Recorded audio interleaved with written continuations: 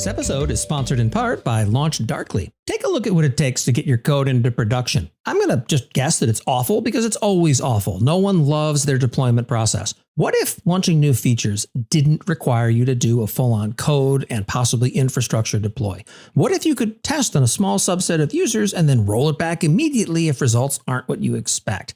LaunchDarkly does exactly this. To learn more, visit launchdarkly.com and tell them Corey sent you and watch for the wince.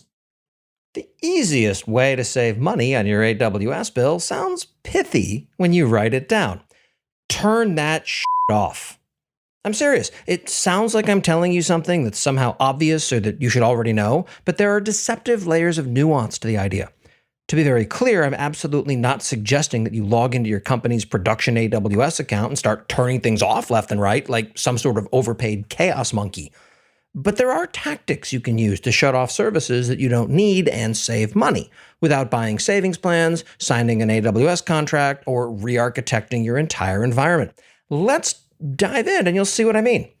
Number one, put people in charge, not automated tools. From an API basis, it's effectively impossible to disambiguate between things that should be turned off and things that should be protected at all costs. Those idle instances sitting there doing nothing? Yeah, that's the DR environment. In the event of an AZ or region-wide issue, they'll be needed quickly at a time when a whole bunch of other folks are going to have similar ideas. You can't depend on the AWS control plane to provision instances quickly enough, so you've got to have these things sitting idle. Inversely, a lot of cost management tooling presupposes that what's in your environment is exactly what should be running.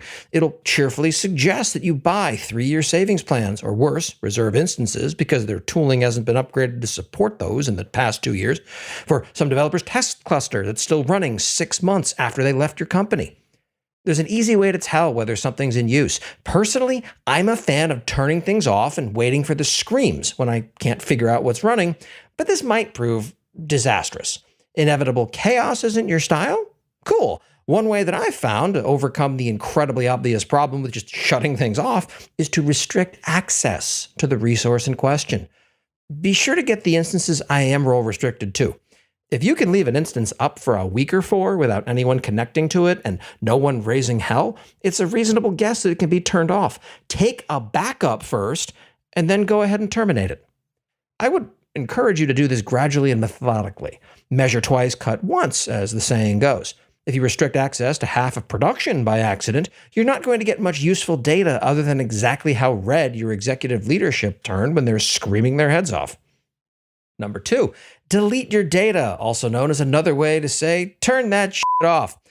Backups are important, as I just stated, and far be it for me to suggest that you not have any. That said, do you really need 2 full years of backups taken every 12 hours for every instance's EBS root volume? I'm going to theorize that you do not, but you certainly know your environment better than I do. But backing up data you'll never need to restore at 5 cents per gigabyte per month can add up to tens of thousands of dollars across an environment if you're not careful.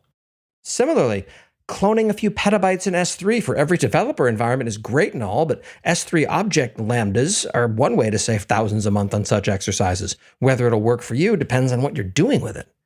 If you have a bunch of data that lives within S3, you can't go far wrong by using S3 Storage Lens to take a look at just what's in there and what it's doing. If there's data that's not pulling its weight, turn that, well, you get it. This episode is sponsored by ExtraHop. ExtraHop provides threat detection and response for the enterprise, not the starship.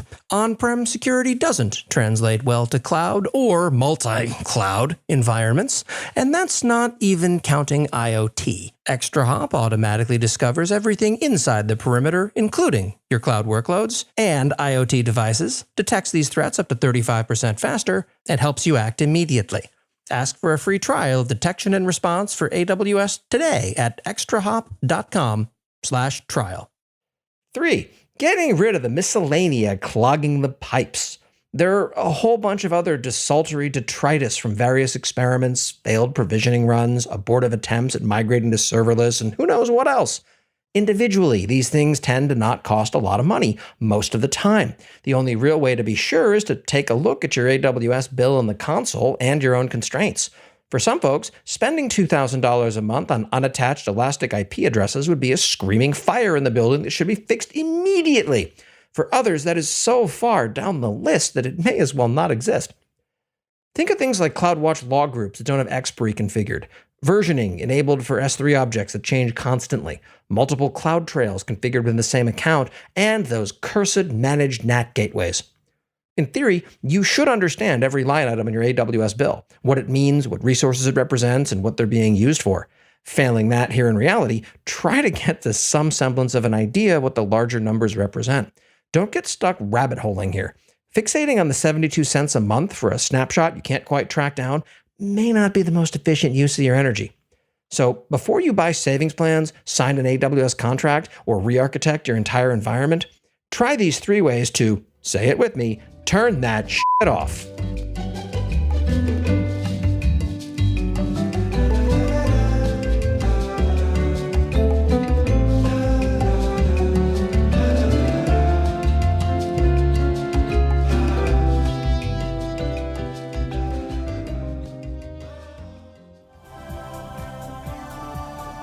This has been a Humble Pod production.